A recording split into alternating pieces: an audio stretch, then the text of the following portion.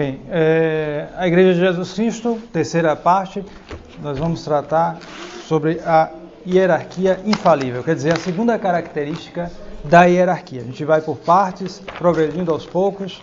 Nós vimos que a Igreja de Nosso Senhor, a Igreja de Jesus Cristo, que Jesus Cristo quis, é uma igreja que tem uma hierarquia, não é uma coisa que surge espontaneamente por inspiração de algumas pessoas e sem uma continuidade, né? É uma hierarquia a superiores e inferiores. Depois nós vimos que ela é perpétua, quer dizer que ela se transmite, ela não parou com o Nosso Senhor ou com os apóstolos. O Nosso Senhor transmitiu seu poder aos apóstolos e depois os apóstolos transmitiram seu poder aos discípulos e assim por diante. E agora nós veremos outra característica desta hierarquia, que é justamente a infalibilidade. Infalibilidade doutrinal. Não se trata de infalibilidade nos costumes. Ela é uma infalibilidade de ensinar o que nós devemos crer. E a finalidade, em primeiro lugar, dessa infalibilidade doutrinal é um meio para assegurar o cumprimento da missão, da sua missão. A missão da igreja essencial é a salvação das almas. Ela recebeu esse mandato de Nosso Senhor. E depois que eu estou... Tá gravando. Certo. Depois, então, a igreja recebeu esse mandato de salvar as almas e ela precisa ter os meios para isso. Todo aquele que recebe uma missão tem que receber também os meios para isso. Uma pessoa que dá uma missão a uma outra pessoa e não dá os meios para isso é uma pessoa imprudente, uma pessoa que não sabe mandar, não sabe organizar as coisas.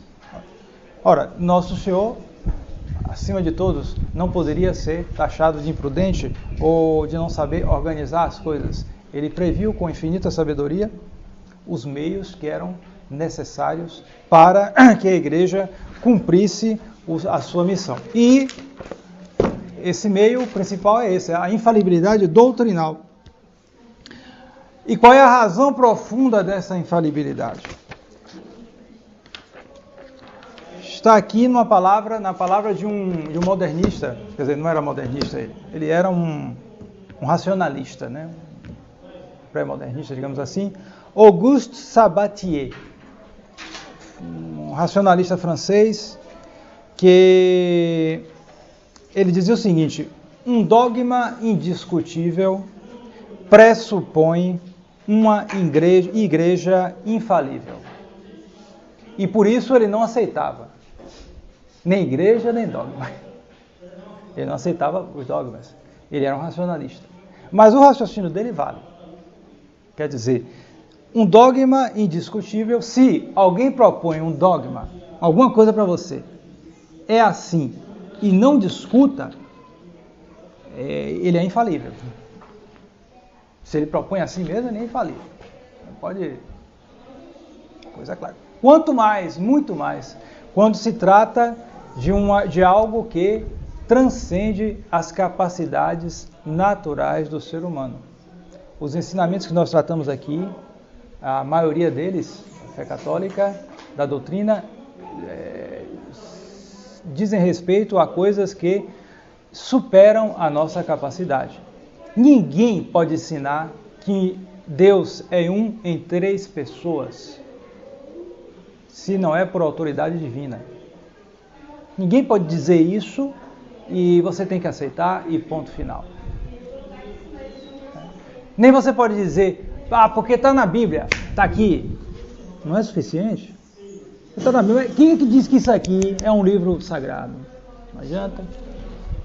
É preciso que haja uma autoridade ali que garante que aquilo é um livro sagrado. E por que é um livro sagrado? O sentido literal daquilo que aparece é verdadeiro. Mas se não há autoridade que está atrás disso, a tradição que garante que aquela tradição é certa, que garante que aquele livro é sagrado, mesmo porque a Bíblia é um conjunto de livros, né? Não é um livro só. e de difícil interpretação. Se não há autoridade para garantir isso, nada, não tem para onde correr, não tem para onde correr. A consequência necessária é a divisão, o esfacelamento. E toda a história do protestantismo mostra isso, né? Então, se a igreja propõe dogmas que não podem ser discutidos, ela deve dispor de uma autoridade, de uma hierarquia que não falha, pelo menos essencialmente na proposição desses dogmas. Se ela propõe mesmo, e nós veremos depois que essa infalibilidade exige que haja uma intenção verdadeira, claramente manifestada, de impor. Não se trata de propor. Se uma hierarquia, mesmo verdadeira, propõe alguma coisa, vocês aí e tal, não sei o quê, se vocês querem aceitar uma coisa boa, que, sei lá, dá felicidade, dá isso, daquilo, não está impondo nada. E, portanto, não é infalível. Porque não está exercendo esse poder, verdadeiramente. Bom, nós, como para o caso da perpetuidade, nós consultaremos o Evangelho e documentos da igreja primitiva. Os documentos serão semelhantes. Serão semelhantes, porque esses documentos valem tanto para a perpetuidade como também para a infalibilidade. Os primeiros estão no Evangelho. E nós temos aqui a citação do final do Evangelho de São Mateus e do final do Evangelho de São João. Vejamos primeiro o final do Evangelho de São João antes da paixão, porque o Evangelho de São João é mais elaborado, sendo um pouco posterior aos 3 sinóticos. Ele é um tanto elaborado teologicamente. E antes da paixão de nosso Senhor, São João transmite o discurso depois da ceia, que é de uma profundidade impressionante, né? E nesse discurso, nosso Senhor diz: eu rogarei ao Pai e Ele vos dará um outro Consolador, que é o Paráclito, o Espírito Santo, né?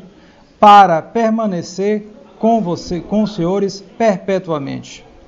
O Espírito de verdade, quer dizer, esse Espírito de verdade permanecerá junto dos apóstolos, porque ele estava ali só com os apóstolos, é importante saber isso, né?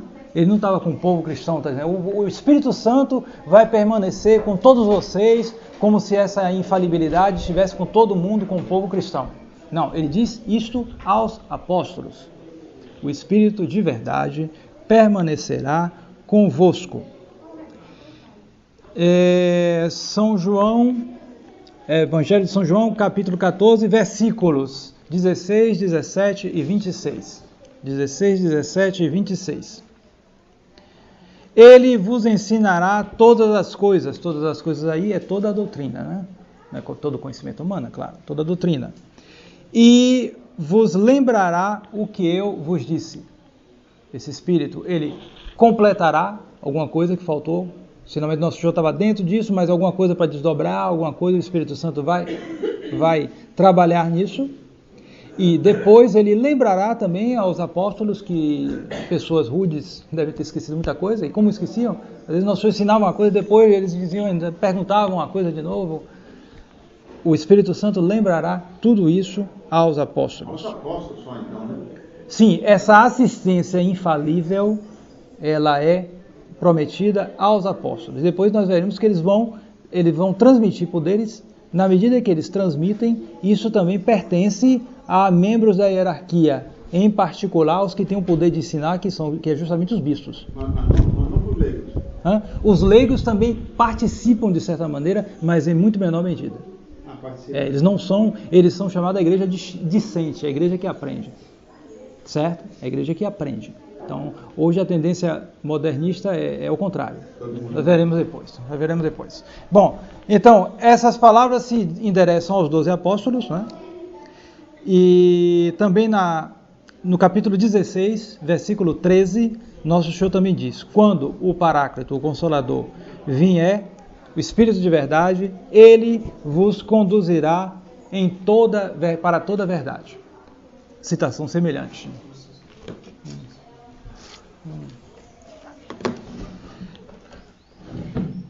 A esses 12, nosso Senhor promete a assistência perpétua do Espírito Santo. Para quê? Para os conservar na verdade, para os fazer exatamente propor entre os homens a doutrina evangélica. Ele permanecerá com eles perpetuamente e os conduzirá na verdade. Outro texto. O final do Evangelho de São Mateus, capítulo 28, versículos 16 a 20.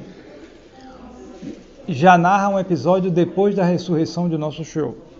Os 11 discípulos foram para a Galileia, na montanha que Jesus tinha designado.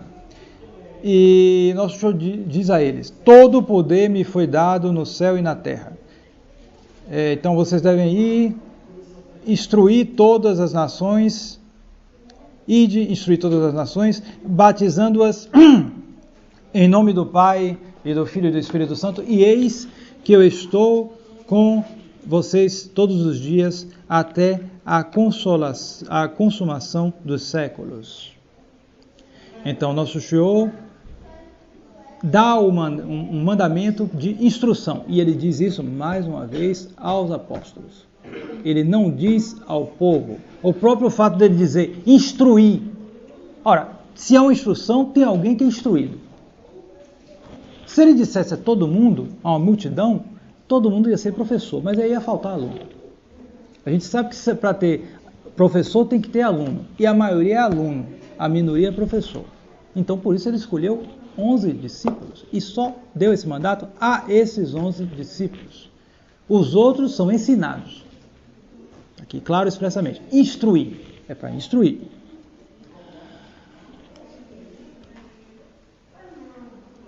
E, mais uma vez, o autor insiste aqui nesse ponto, essa infalibilidade doutrinal é prometida exclusivamente ao colégio apostólico. E é uma autoridade, é uma missão e é uma autoridade. Se fala hoje muito em serviço, de fato é um serviço, é claro, mas não exclui o aspecto da autoridade e as sanções. No Evangelho de São Marcos se diz que aquele que não crê será condenado. E que sanção, né? Então a coisa é séria, trata-se de uma autoridade, é preciso que a pessoa tenha títulos para apresentar. Ninguém pode chegar e dizer, agora eu vou pregar o Evangelho e sair por aí. Não, ele tem que ter as credenciais, digamos assim. Ele tem que ter as provas de que esse poder lhe foi transmitido. Se ele não tem esse poder, então ele está fazendo trabalho de lobo. Não pode. Nosso Senhor organizou uma sociedade e supõe todas essas coisas. Bem, na igreja primitiva, nós temos a citação dos Atos dos Apóstolos, né? Capítulo 15, versículo 28.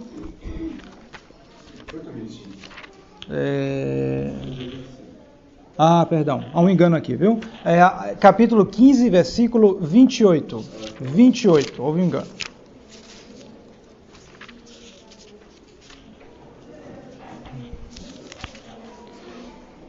O decreto apostólico. Eu começo a partir do versículo 22, fica mais claro. Então os apóstolos e os presbíteros, quer dizer, já os apóstolos com aqueles presbíteros de quem eu falei, que provavelmente não eram ainda bispos, eram só padres. Com toda a igreja, pareceu bem escolher dentre eles para os mandar a Antioquia com Paulo e Barnabé, Judas, chamado Barsabás, e Silas, homens influentes entre os irmãos, e escrever-lhes por mão destes. Os apóstolos e presbíteros irmãos, aos irmãos da gentilidade que habitam em Antioquia, Síria e Cilícia, saúde. saudação no caso, né? Havendo chegado aos nossos ouvidos que alguns saídos dentre vós, sem que lhes houvéssemos mandado tal, vos têm perturbado com palavras e têm agitado vossas almas, porque eram os judaizantes chamados. Eram aqueles que queriam que os cristãos convertidos observassem a mesma coisa que os judeus. Os gentios sabiam, para que eu vou ter que observar? Eu tenho que observar o que o nosso Senhor ensinou, eu vou ter que observar também a lei judaica, aí começou aquela confusão. Então eles dizem que não se deixe perturbar por essa gente. E de comum acordo, ouvemos por bem enviar-vos varões escolhidos, em companhia de nossos amados Barnabé e Paulo, homens que expuseram a vida pelo nome de nosso Senhor Jesus Cristo. Enviamos, pois, Judas e Silas, para que vos refiram de palavra estas coisas. É o mandato que eles dão para vários lugares, não só Jerusalém. Porque ao Espírito Santo e a nós pareceu bem não vos impor nenhum outro encargo mais do que estes necessários, que vos abstenhais das carnes imoladas aos ídolos, idolatria, e do sangue e das carnes sufocadas, e da fornicação, coisas de que fareis bem em guardar-vos. Passai bem. Quer dizer, é um decreto disciplinar que os apóstolos fazem, mandam, e eles dizem, pareceu bom ao Espírito Santo e a nós. Com isso, mostra que eles tinham certeza que aquilo que eles estavam mandando, eles tinham que aceitar como algo que não falhava. Vocês querem uma orientação? Eis a orientação. Os judeus estão perturbando vocês com isso, com aquilo, colocando escrúpulos, porque quem estudou já um pouquinho o judaísmo, sobretudo o judaísmo pós-cristão, que a coisa foi aumentando, né? A quantidade de preceitos, de pequenas coisas, é um negócio impressionante.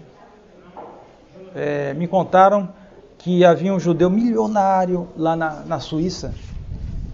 Milionário. E tinha muita gente que trabalhava para ele, né? Cristão que trabalhava para ele, né? Ele tinha 4 motoristas, eu acho. Aí, esse que trabalhou, que é católico, né? Trabalhou para esse judeu há muito tempo.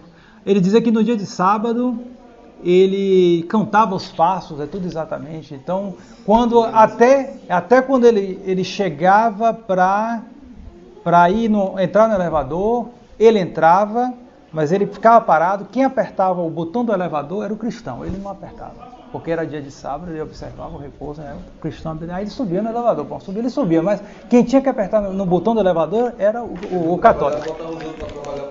Justamente. E quando tinha que pegar a água também, tinha que ser água de tal maneira, era o cristão que ia buscar, porque ele não ia buscar, porque tinha isso. Uma série de pequenas coisas, um milionário em plena sociedade moderna, tudo mais, observava isso de uma maneira certa. Agora, outras coisas aí, a tendência foi essa do farisaísmo, né? Essas observâncias pequenas e o essencial esqueciam. Nosso Senhor já alertava, né? Engoliam o mosquito, engoliam o camelo e botavam para fora o mosquito. Quer dizer, isso existe até hoje, em muitos judeus, isso, né? E nosso Senhor estava prevenindo, os apóstolos estavam prevenindo a cristandade que estava começando desse perigo. Então era importante naquele momento. Hoje a gente dá risada, mas na época eles ficavam na dúvida, porque não. Aí os primeiros cristãos convertidos do judaísmo observavam isso. Depois isso foi tirando pouco a pouco, mas no início havia isso. Então eles ficavam na dúvida, chegavam para os gentios, não, você tem que observar isso também, a lei de Moisés. Aí eles ficavam perdidos, não sabiam. Aí os apóstolos intervieram, era necessário. E intervieram pela inspiração do Espírito Santo para decidir, era decidir. Porque se você não tem essa infalibilidade, você fica voando. Eu sei que não pode perguntar, mas com relação ao que você falou aí, porque muita gente que hoje é vegetariana fica dizendo que não é para comer carne. Então as pessoas ficam em cima de mim martelando. Eu argumento como que eu posso, mas dizendo que comer carne sufocada, ele está dizendo isso. Sim, isso aí é tudo preceito judaico. Isso aqui, é verdade que isso aqui não existe mais, mas na época do judeu existia. Eles um pouco condescenderam com isso. Foi a única condescendência que eles fizeram, a carne sufocada. Mas foi uma coisa durante algum tempo. Eu disse aquela visão de São Pedro teve, que Nosso Senhor... E depois houve a visão de São Pedro que ele tinha que... ele estava liberado, digamos assim, para comer isso. Não é o que sai pela boca, não é o que entra pela boca do homem. Exatamente. Então esse decreto foi importante na época e mostra justamente que eles tinham consciência de que eles tinham um carisma, um dom especial da infalibilidade concedido por Nosso Senhor a eles. Depois há citações de São Paulo, várias, cito algumas aqui somente, né? Por exemplo, aos Coríntios, segunda carta aos Coríntios, capítulo 10, versículo 5.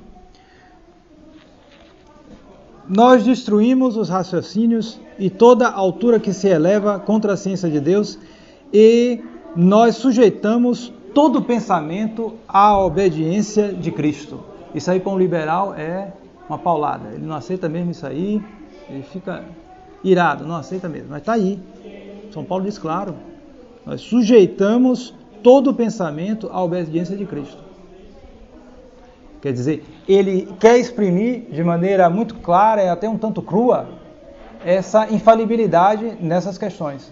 Nesse caso não adianta, mesmo que você tenha impressão disso, que você queira a sua liberdade de pensamento, isso, aquilo, nesses casos não há liberdade. Nesses casos é um ensinamento divino e infalível.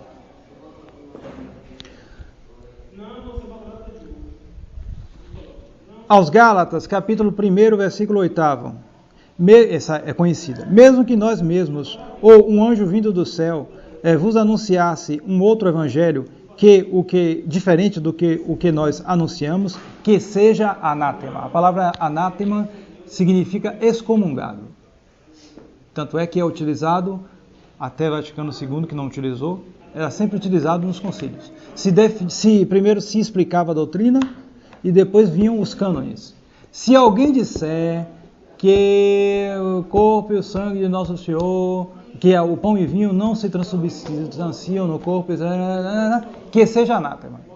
Se alguém disser tal coisa, ele diz a bobagem primeiro, e depois ele diz que seja anátema, que seja excomungado, que seja excomungado, que seja excomungado. É tirado daqui, da Epístola de São Paulo aos Coríntios. Que seja anátema. Por quê? Porque trata-se de um evangelho diferente do evangelho que foi pregado. Portanto, esse evangelho que é pregado é infalível. É infalível porque ele não admite mudança, não admite variação. Toda variação é punida, é cortado mesmo. Tem conversa. Bem, a legislação canônica depois com o tempo vai especificar isso. Existem várias advertências, etc. Não é uma coisa assim imediata. Achou heresia, tá fora da igreja. Muita gente, sedevacantista, às vezes tem essa tendência, né? Achar que achou heresia, tá fora da igreja. Não, peraí. É assim, existem sentenças, isso, aquilo, poder para fazer isso, poder para fazer aquilo. É assim. Bom, também a primeira epístola de São João, capítulo 4, versículo 6. São João afirma que é preciso obedecer aos apóstolos que ensinam em nome de Deus e obedecer como se fosse a Deus mesmo. Citação: nós somos de Deus, aquele que conhece Deus nos escuta, aquele que não é de Deus não nos escuta. É por esse meio que nós conhecemos o espírito de verdade e o espírito de erro. É claro, é bem pão, queijo, como diz o povo, né? Você obedece, você é de Deus. Se não obedece, não é de Deus. Por isso, por esse meio nós conhecemos onde está o espírito de verdade e o espírito de erro. Para hoje isso fica difícil. Inclusive, eles utilizam muito isso de uma maneira tirada do contexto para impor a heterodoxia, porque não aí... É como o São Irineu, a gente vai ver depois. Se você está com bispo, você está com Deus. Se você não está com bispo, você não está com Deus. Você vai se aplicar a tudo quanto é bispo? A prova é que em toda a história da igreja houve resistências a bispos e às vezes até a papas. Há casos. Não houve a amplidão de erros, houve muito menor amplidão de erros da parte de papas, mas alguns que realmente cometeram imprudências, isso, aquilo, houve resistência, gente que não aceitou e às vezes até estão nos altares. Né? A aplicação então fica difícil. A aplicação atual é preciso entender bem isso, a gente vai especificar depois. Né? Passemos agora aos santos padres, que são um testemunho muito importante, porque eles receberam justamente dos apóstolos. Eles mostram que aquela doutrina continua em pleno vigor. Eles vão desdobrando algumas coisas, de acordo com a situação, mas o essencial da doutrina está ali. Citemos primeiramente Santo Irineu. Como já disse na última palestra, Santo Irineu, ele se baseia nesse princípio, né? A doutrina, se você quer encontrar, ela está lá nas igrejas que receberam a doutrina dos apóstolos. E ele diz que a marca decisiva da verdade é o ensinamento da Igreja Universal. Não são as Escrituras, já havia as Escrituras, os Evangelhos já tinham sido escritos. Santo Irineu, do século III, século II, século III, morreu no século III. Mas as Escrituras já estavam lá. O cânon não tinha ainda sido definido, mas já havia as Escrituras todas. Mas ele dizia muito claramente, a marca decisiva da verdade é o ensinamento da Igreja Universal, que se encontra justamente nas igrejas particulares, as quais remontam pela sucessão dos seus pastores até os apóstolos.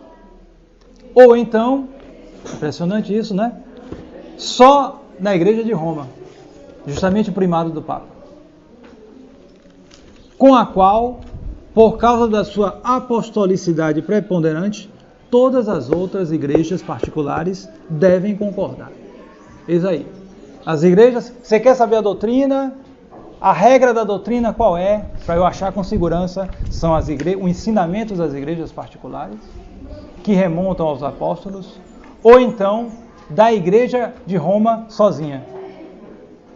Porque como ela é preponderante, todas as outras igrejas devem estar de acordo com ela. O que vale dizer que o critério último é a igreja de Roma, já que todas devem estar de acordo com ela.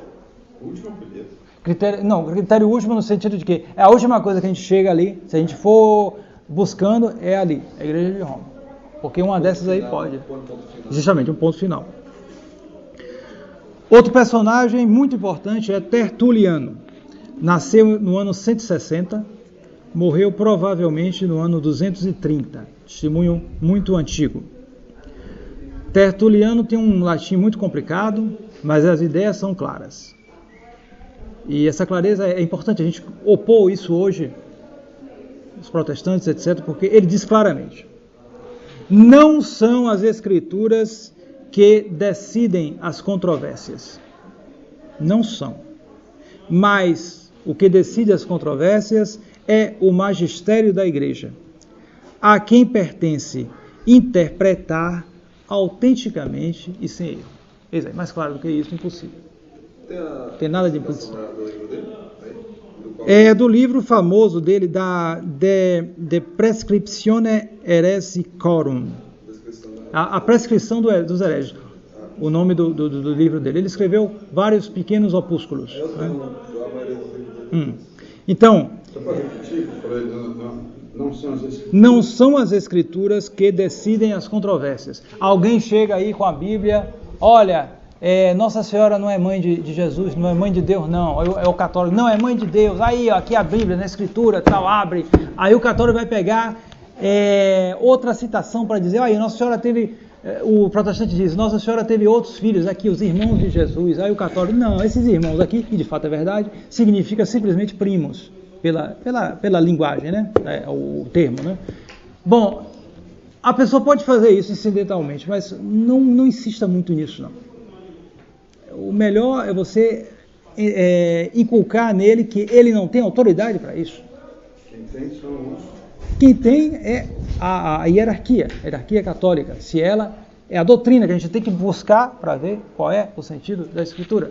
A gente pode usar também esses argumentos, mas é preciso que ele se dê conta.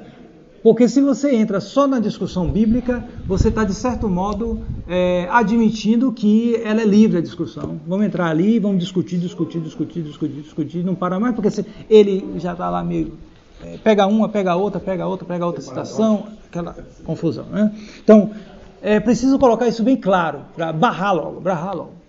Depois você pode usar alguma coisa, mas não insista muito nisso. Você pode repetir essa mensagem, por favor? De Tertuliano. Bom, vou citar aqui. Terceira vez, digo claramente. Não são as escrituras... Bom, veja bem. Não se trata de uma citação ipsis literis, quer dizer, a própria citação do Tertuliano. É o autor que está fazendo uma conclusão do ensinamento. Depois eu vou citar o próprio Tertuliano. Não são as escrituras que decidem as controvérsias, mas é o magistério da igreja, ao qual pertence interpretar autenticamente e sem erro, a infalibilidade. E eu cito agora o próprio Tertuliano. Os hereges manobram com as escrituras e procuram argumentos na escritura. Vocês podem ver que o protestantismo não é coisa nova. Sempre existiu essa maneira de pegar a Bíblia e interpretar da sua maneira. O próprio Satanás pegou a escritura para tentar nos show. Então, isso sempre foi uma tentação humana. Uma tentação. Porque você vê o ensinamento aqui, você lê, há uma significação real, ou que lhe parece real, e dentro da soberba e orgulho humano, aquilo pode aparecer. Não, eu sei que está aqui, ó, eu entendi isso aqui, pronto, final. Tentação humana. E a partir daí, ele procura se opor a isso, aquilo outro. Né? Minha tese, a tese de Tertuliano, é que nós não devemos jamais embarcar, nos deixar levar em discussões escriturárias. Você vê que o Tertuliano ele era muito radical, muito lógico, excessivamente. Tanto é que acabou mal, né? Mas ele era assim. Então, como ele via o perigo, ele tirava logo a conclusão. A gente não deve discutir com escritura. Não deve discutir. Ponto final. Esses tipos de discussão não chegam, só chegam a nos fazer perder fôlego e se fatigar. A gente se fatiga, a gente perde o fôlego, porque como diz o padre, né, o protestante muitas vezes você chega, ele dá uma objeção, você responde.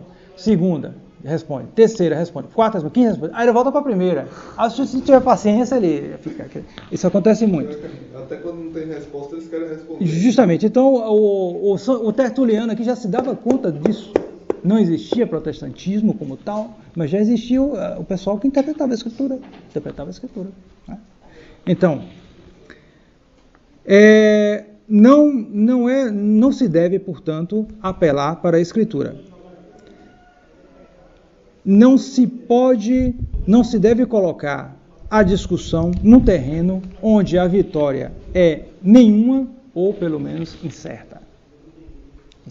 Porque, de fato, como o ensinamento da doutrina não está todo na Escritura, há coisas que não estão na Escritura. Imagine um católico que vai discutir com um protestante o dogma da Assunção de Nossa Senhora. Ele está numa estratégia das piores, ele foi discutir na Bíblia. Porque você não acha na Bíblia.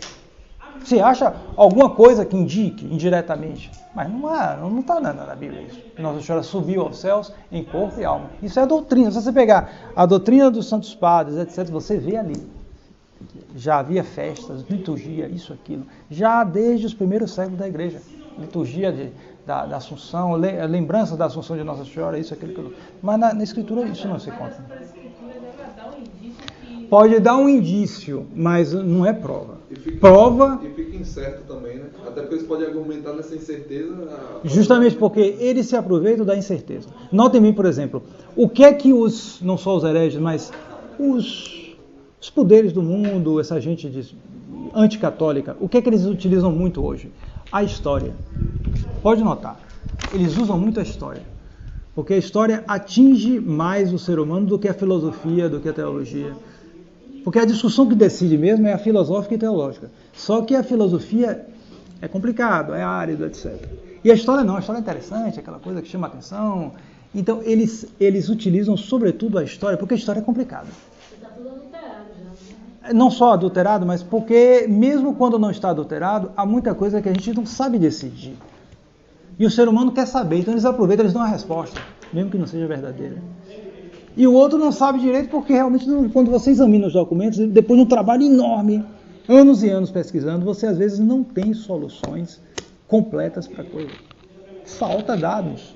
Então, em cima disso, dessa incerteza, eles atacam. Né? Bem, isto posto, continua Tertuliano, é evidente que toda doutrina que tem a favor dela as igrejas apostólicas, as que são matrizes e as fontes da fé, esta é conforme a verdade. O que ela ensina, com efeito, é o que as igrejas receberam dos apóstolos, e que os apóstolos receberam de Cristo, e que Cristo recebeu de Deus.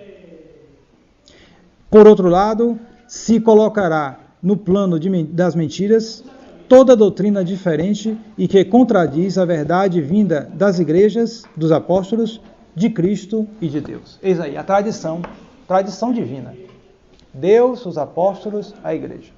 Você achou ali, você constatou que aquilo que está ali na igreja veio dos apóstolos e dos apóstolos de Deus. Pronto, isso aqui é verdade. Não é a Escritura. A Escritura, na medida em que a Escritura vem de Deus, mas a interpretação você não sabe. Então, onde é que você vai achar a interpretação? Ali, nessa tradição que vem de Deus. Vem de Deus. Se for uma tradição espúria, tudo bem, a gente não está obrigado. E é interessante que agora eles começam a chamar, já há algum tempo, essas igrejas protestantes mais antigas, de igrejas tradicionais. Tradicionais. Não, realmente é tradicional, porque eles já recebem a doutrina de outros. Já não há mais a inspiração do espírito do sei lá, do que cai nele ali, o sujeito começa a dizer, eu quero dizer qualquer coisa. E até se diz que essas igrejas agora estão meio estagnadas e que essas tradicionais, entre aspas, estão progredindo mais. Quer dizer, justamente, eles recebem, então, eles são tradicionais na medida que eles recebem doutrina.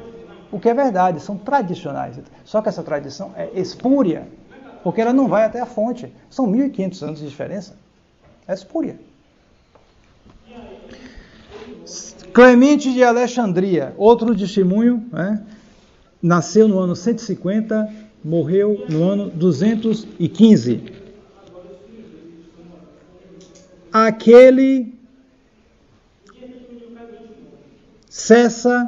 Um homem cessa de ser homem de Deus e fiel ao Senhor quando ele vai contra a tradição eclesiástica e que se deixa levar por opiniões de heresias humanas. A palavra heresia vem do grego e significa escolher. E realmente é o nome mais adequado para dar aos protestantes. Independente de ofender ou não, o fato é que é o mais próprio, porque é escolher, eles escolhem. Isso aqui tá bom, bonito, isso é nosso show, tudo. Não, mas nosso show é mãe de Deus, não, isso aí não. Ele escolhe isso, aquilo, escolhe. É a heresia. E aqui ele utiliza heresia humana. É uma escolha humana. Ele acha aquilo lhe agrada, aquilo não lhe agrada, então ele escolhe isso e rejeita aquilo outro. Orígenes, 185, morreu no ano 253. Enquanto que um grande número está em conformidade com a doutrina de Cristo, há alguns, que não pensam como eles, mas a pregação eclesiástica nos resta, transmitida desde os apóstolos por uma sucessão regular. Veja que como é claro a coisa. Por uma sucessão regular e mantida até hoje nas igrejas. Só deve ser acreditada uma verdade que não se afasta em nada da tradição eclesiástica e apostólica. Mas claro que isso há uma precisão já teológica, né, a coisa. Ele já elabora a coisa já século III, ele já elabora a coisa muito claramente. Você tem que estar de acordo com a tradição eclesiástica, que vem dos apóstolos. Se você não está de acordo, ponto final, não adianta. A gente junta com isso o que Tertuliano diz. Quer dizer, Tertuliano diz que você tem que... Não é as escrituras. Você tem que estar de acordo com a tradição que vem de Nosso Senhor. Porque é essa mesma tradição que interpreta as escrituras. E só para terminar, essa infalibilidade, ela implica justamente essa imposição. Não se trata de uma proposição. E o que nós observamos hoje, por influência do modernismo, do humanismo, etc., é que o magistério, o poder de ensinar da Igreja, depois do Vaticano II, sobretudo, o Vaticano II está bem claro isso, se tornou, digamos assim, paralisado. Ele, na prática, não é exercido. Não é exercido porque, justamente, esse poder de ensinar supõe uma verdade absoluta, que vale para todo mundo. Vale para todo mundo. Então, se eu digo que nosso Senhor é homem e Deus, isso vale para todo mundo. Vale para você, para você, para você, para você, para todo mundo, para mim também. Tem que ser assim, nós temos que aceitar. Ela é absoluta. Se a gente admite um relativismo da verdade, ou seja, se a gente põe a verdade dentro das medidas humanas, essa verdade deixa de ser absoluta.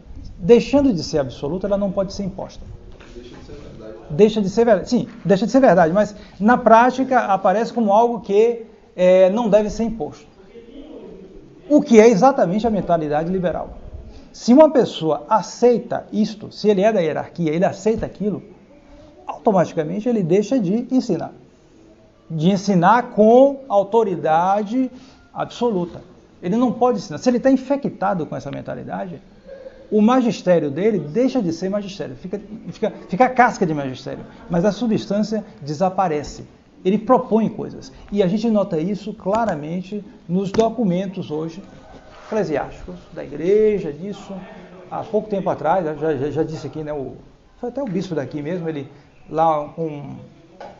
fez um pronunciamento sobre esses casamentos de pessoas do mesmo sexo, essas coisas aí, e ele dizia ele dizia a doutrina, realmente não, isso não é a doutrina, mas nós não vamos fazer cruzada contra ninguém, quer dizer, se você acha que é bom, quer dizer, na prática ele não impõe, não ensina, não ensina, não ensinando, não pode ter carisma de infalibilidade, isso aí, não pode ter, porque a gente vai ver depois, talvez, a infalibilidade ela vale justamente para os bispos em união com o Papa, quando propõe uma doutrina de fé e de costumes para ser crida, ou então só o Papa sozinho. Mas quando isso é imposto, se não há verdadeiramente a intenção de ensinar uma doutrina com autoridade, esse magistério não é exercido. Ele está bloqueado. Até quando? Nosso Senhor o sabe. E também porque